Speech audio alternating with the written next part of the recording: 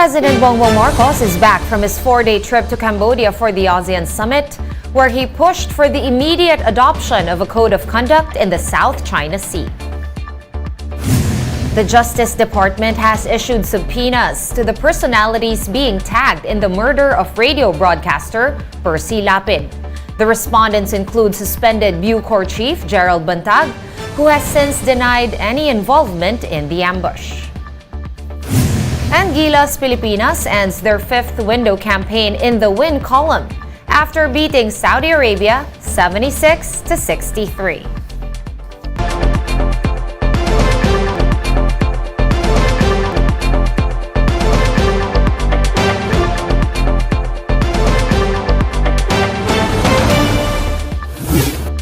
Fast, focused, and fearless. Here's a roundup of stories we're watching now. I'm Sean Yao.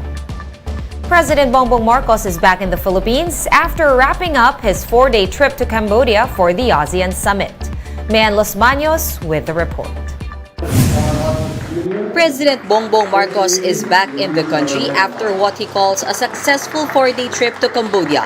Joining him at the 40th and 41st ASEAN summits in Phnom Penh, Cambodia, are First Lady Liza Araneta Marcos and several cabinet officials. I am pleased to report that my visit to Cambodia for the 40th and 41st ASEAN Summit was successful. Of course, I updated them on what is happening in the country right now, the programs, the policies of our administration. President Marcos attended several meetings, including the 17th East Asia Summit, where he renewed his call for peace, security, and stability in the South China Sea.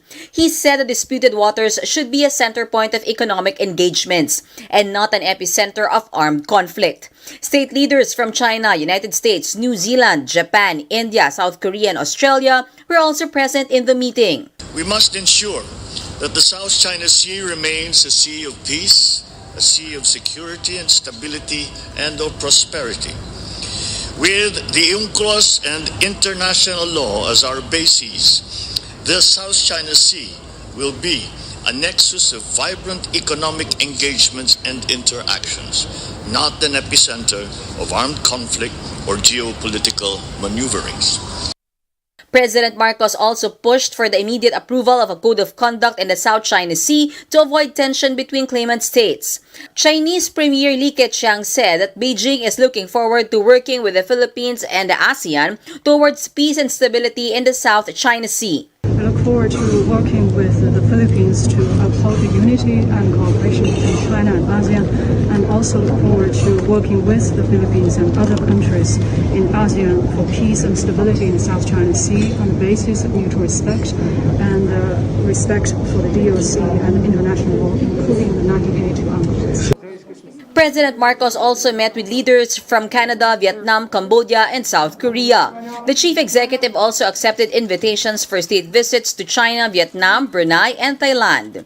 The ASEAN chairmanship has been transferred from Cambodian Prime Minister Hun Sen to Indonesian President Joko Widodo. This means that the next ASEAN summit will be hosted by Indonesia. Reporting for News 5, Mayan Los Baños, we are One News. The Justice Department has issued subpoenas for individuals linked to the murder of Percy Lapid. Prosecutor General Benedicto Malcontento confirmed this, adding that a hearing has been set for November 23. The suspects include suspended Bureau of Corrections Chief Gerald Bantag and Bucor Deputy Security Officer Ricardo Zulueta. The National Police said that they have up to 10 days to respond to the murder complaints filed against them. Next week po ay may naka-schedule po na preliminary investigation at doon na po natin inaasahan na isusumiti po ng mga respondents kasama na po ni DG Bantag yung kanyang mga counter affidavit. And the Corrections Bureau has brought in more equipment to help them keep track of both inmates and personnel inside the new Bilibid prison. The agency now has new body scanners, X-ray machines, and metal detectors, as well as body cams for Bilibid guards. Bucor officer in charge, Gregorio Catapang, said last week that they discovered a tunnel at the headquarters or at the director's headquarters in the NBP. Catapang said They are still not sure whether the tunnel was made as an escape hatch or if there are attempts to mine for metals in the area during the time of General Bantag. Katapang also said that several living quarters have sprouted back inside the Bilibid's maximum security prison. General Bantag had ordered the demolition of these makeshift dwellings back in 2019. Nakikita nila may mga metal detector na pinapasok doon para mag-check kung anong metals ang hinahanap nila. DNR na bahala dyan. Hindi kami expert dyan eh. And a re-autopsy on the bodies of 50 deceased Bilibid inmates is in the pipeline after the Justice Department expressed alarm over the rising deaths at the new Bilibid prison. Justine Punsalang with the details. Less than a third of the 176 bodies of inmates at the Eastern Funeral Services are still in good condition to undergo autopsy. That's according to forensic pathologist Dr. Raquel Fortun. 120 cadavers were already dried up, leaving only 50 bodies suitable for autopsy. Fortun is still reviewing the death certificates and autopsy reports of the deceased inmates to determine which ones should be examined first. I'm going to review. So ngayon lang ako nakakuha nung death certificates. I'm going to organize this. And kasi malamang naman dyan may mga natural causes eh.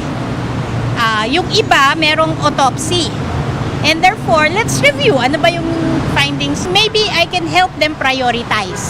Fortun also questioned the high number of deaths inside the new Bilibid prison. Speculations of more foul play are up in the air following the death of Jun Villamor, the alleged middleman in Percy Lapid's murder. Villamor is believed to have died from suffocation in a plastic bag. Doon naman talaga tayo patungo sa investigation. If there's really foul play found here, kailangan natin tignan kung ano talaga yung nangyari doon. And of course, if it merits, we will have to file cases also. The DOJ is also looking into recalibrating policies inside the Bilibid. Kailangan natin i-compare yung death rate natin dito sa loob ng Bilibid at yung natural death rate sa isang community or isang bansa. We have to make sure that from the start to the finish, yung healthcare nila, yung prevention nito mga bagay-bagay na ito, kailangan natin agapan kaagad. All the way until they are brought here to Eastern Funeral Home, yung paglibing, yung pag-cremate nila, we talked about all of that, no? Kailangan streamline na ho yan. There is no date yet on when Fortun will start examining the bodies of the 50 Bilibid inmates. But according to Fortun, what's clear at this point is that authorities should look into lapses in the country's jail system, particularly on the posthumous process concerning dead prisoners. For News 5, Justine Punsalang, we are One News. One News Now will be back with more stories after this quick break. Stay with us.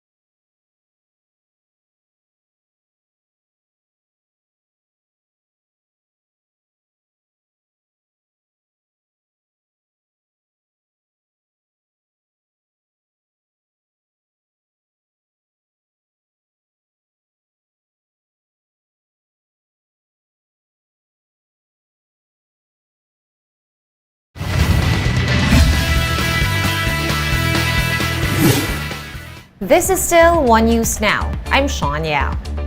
Gilas Pilipinas swept the fifth window of the FIBA World Cup Asian Qualifiers after beating Saudi Arabia 76-63. Gilas once again used a solid third quarter to pull away from Saudi Arabia, leading by as much as 16 points. Dwight Ramos and Roger Pugoy led Gilas with 13 points apiece, while Kai Soto had a great game again with 11 points, 9 rebounds, and 5 blocks. This is the third straight win for Gilas in the qualifiers, pushing their record to 5-3. The national team is looking to keep the momentum towards the sixth and final window of the qualifiers in February. Let's now take a quick look at today's other top stories. Senate has approved the proposed 2.3 billion peso budget of the Office of the Vice President for 2023. This includes some 500 million pesos in confidential funds, which was questioned by Senate Minority Leader Coco Pimentel. The Highway Patrol Group is looking to identify the owner of a high-end vehicle with police markings.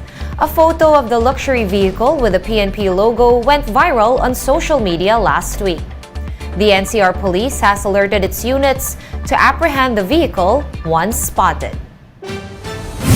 And the Bangko Sentral ng Pilipinas is expected to deliver a 75 basis point rate hike later this week. This move seeks to curb inflation, which soared to a 14-year high of 7.7% in October. For more updates, visit News 5, The Philippine Star, and Business World online. Visit our website, onenews.ph, for more in-depth analysis. You can also catch One News on Signal Play. Register for a free account at www.signalplay.com and stream One News Live anytime, anywhere. I am Sean Yao. We are One News.